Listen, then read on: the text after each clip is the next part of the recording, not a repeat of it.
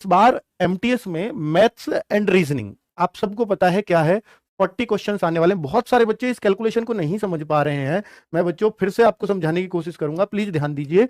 40 questions maths reasoning में आएंगे, 45 minutes मिलेंगी। लेकिन जो सबसे ज्यादा सही करने हैं वो जनरल वालों को सही करने हैं, जो 30% सही करने हैं। इसका 30% 12 क्वेश्चन होते हैं।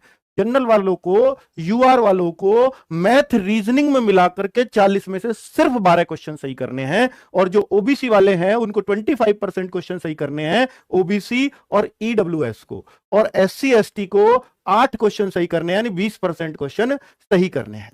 ये क्वालिफाइंग पेपर है बच्चों। पेपर कैसे होगा मैं आपको बता दूं कि एक ही दिन होगा पेपर। जब बैठोगे तो ये सेशन 1 है, ये सेशन 2 है। सेशन 1 का जब पूरा टाइम 45 मिनट खत्म हो जाएंगे तभी आप सेशन 2 पर जा पाएंगे, ठीक है। लेकिन इसमें जरूरी है कि आपके ये जो कैटेगरी है इस हिसाब से इतने इतने क्वेश्चन सही हों। अगर इतने मैथ रीजनिंग के मिलाकर सेपरेट सेपरेट कोई फिक्स नहीं है कि मैथ्स में आप इतने करो, जरूरी है नहीं। आधे मैथ में होने या आधे रीजनिंग में नहीं, आपके दोनों में मिला के 20-20 क्वेश्चन दोनों के आएंगे। 40 क्वेश्चन में मिलाकर के जनरल कैटेगरी के 12, ओबीसी ईडब्ल्यूएस के 10 क्वेश्चन, एससी एसटी के 8 क्वेश्चन सही होने अनिवार्य हैं।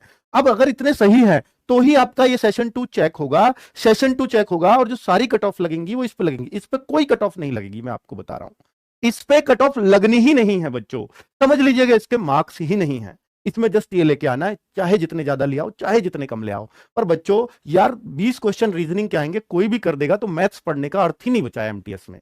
मैथ्स को समझ लीजिएगा जड़ से खत्म कर दिया है एमटीएस में। कौन पढ़ेगा यार मैथ्स, कौन पढ़ेगा यार रीजनिंग। 20 में से 12 तो कोई भी अनपढ़ बालक भी करके आ जाएगा यार, ठीक है।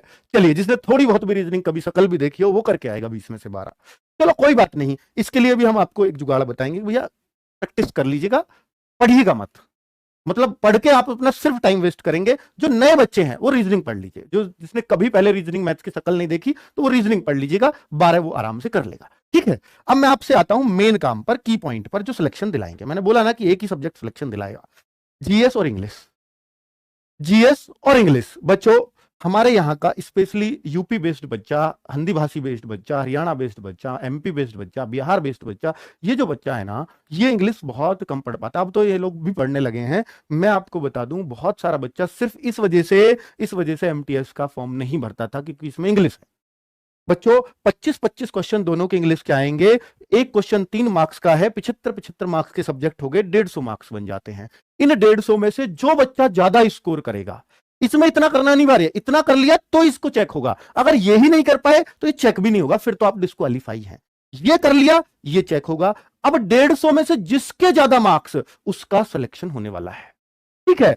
अब कौन ज्यादा करेगा बच्चों, अब देखिए, मैं आपको बोल रहा हूं कि एसएससी की जीएस कैसी आती है। एसएससी की जीएस ऐसी आती है कि 25 में से आधे क्वेश्चन, 12 से 13 क्वेश्चन हर बच्चा हो सकता है कर जाए। मतलब एक नॉमिनल जीएस जो आप कहीं भी देखते हैं, जिसको आप बोलते हैं कि आसान जीएस आई, तो 25 में से ऐसे आपको सिर्फ 12-13 क्वेश्चन मिलेंगे, इंक्लूडिंग करंट अफेयर्स। सर फिर 12 क्वेश्चन कैसे मिलेंगे? सर वो जो 12 क्वेश्चन मिलेंगे ना, वो बहुत मेहनत करने वाले को उसमें 4-5 क्वेश्चन और बढ़ सकते हैं। यानी एक बच्चे ने बहुत ज्यादा जीएस पे मेहनत की तो वो 4-5 क्वेश्चन और ज्यादा कर पाएगा एक नॉर्मल बच्चे से जो 12-13 कर रहा है। यानी मैक्सिमम टू मैक्सिमम मेरा ऐसा अनुमान है कि आप 18 क्वेश्चन अगर जीएस में कर लेते हैं तो एक बहुत बड़ी जीत होगी। एक बहुत अच्छा बच्चा 18 क्वेश्चन जीएस में कर पाता है, और नॉमिनल बच्चा 13 क्वेश्चन जीएस में कर ही लेगा, ये आप मेरा यकीन मानना बच्चों। अब आप 13 से 18, यहां पर बच्चे ने फर्क डाला है 5 का। अगर कोई बहुत मेहनती बच्चा है तो ही यहां पहुंचेगा जीएस। क्यों सर, क्या इसमें 25 में से 25 नहीं किए जा सकते? तो बेटा फिर आप एसएससी को जानते नहीं हो, आपकी जानकारी बहुत अधूरी है।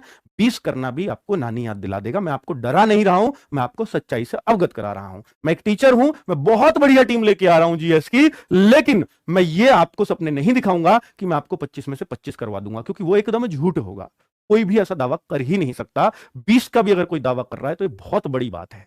मैं आपसे कह सकता हूं कि जो बच्चा हमारे साथ मेहनत कर रहा होगा वो 18 क्वेश्चन तक पहुंचेगा, 100% पहुंचेगा, ठीक है।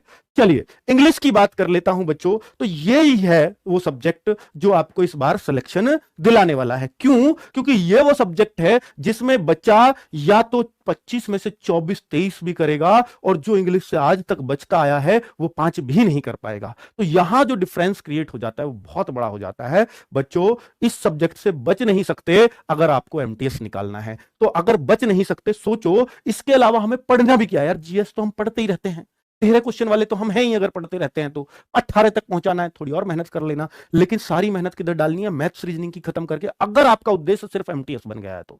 और अगले आने वाले टाइम में अगर आपके पास वैकेंसी नहीं है तो इसको उद्देश्य बना लीजिए, अगर आपके पास नौकरी नहीं है तो, क्योंकि ये 2 बार चांस देने वाला है आपको, सेम पैटर्न।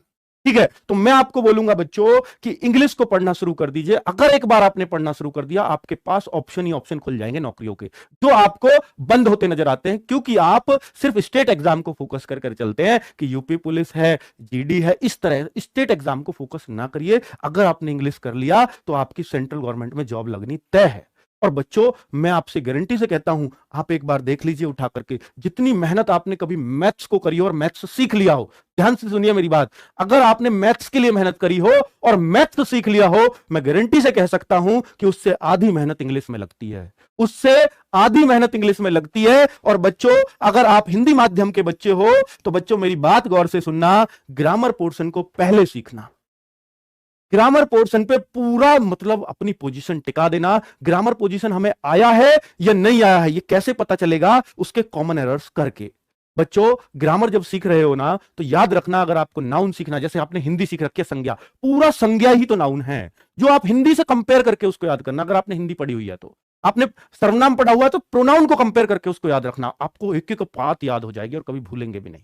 और बच्चों, जब आप नाउन पढ़ लेना तो नाउन के करेक्शंस करिए, कॉमन एरर्स करिए, आपका ग्रामर बहुत स्ट्रांग हो जाएगा। अगर आप प्रोनाउन पढ़ रहे हैं ना, तो प्रोनाउन के भी कॉमन एरर्स जरूर करिए। आपको एक एक रूल अगर याद रहेगा दिमाग में, तो वो सिर्फ कॉमन एरर्स की वजह से याद रह सकता है, वरना तो रूल याद करोगे और दिमाग से निकल जाएगा। उसको अप्लाई कर दीजिए रूल को, मतलब कॉमन एरर्स के रूप में। अगर आपने कोई रूल डायरेक्ट याद किया कि इसमें इसकी जगह ये कर देते हैं, और एक आपने उस पर कॉमन एरर के थ्रू कि ये एग्जांपल है, इसमें इस तरह से गलती आ जाती है इस रूल की वजह से, तो वो आपको मतलब कई गुना ज्यादा समय तक याद रहेगा, जो आपने कॉमन एरर्स के थ्रू याद रखा है। ठीक है, और इसी तरीके से इंग्लिश पढ़ाने वाले आएंगे हमारे सर, जो मैं इंग्लिश के लिए लेकर के आ रहा हूं। मैं गारंटी से कह रहा हूं कि जो बच्चा उनके साथ 2.5 महीने जुड़ गया, वो ग्रामर सीखेगा ही, साथ में वोकेबलरी बहुत शानदार तरीके से कराते हैं। जो हिंदी माध्यम का बच्चा है, वो उनसे वोकेबलरी 100% सीखेगा, ये मेरी गारंटी है। ठीक है बच्चों, चलिए, तो आपको सिर्फ यही 2 पोर्शन पढ़ने हैं, इनमें गोली मार दो, इनको नहीं पढ़ना है बच्चों।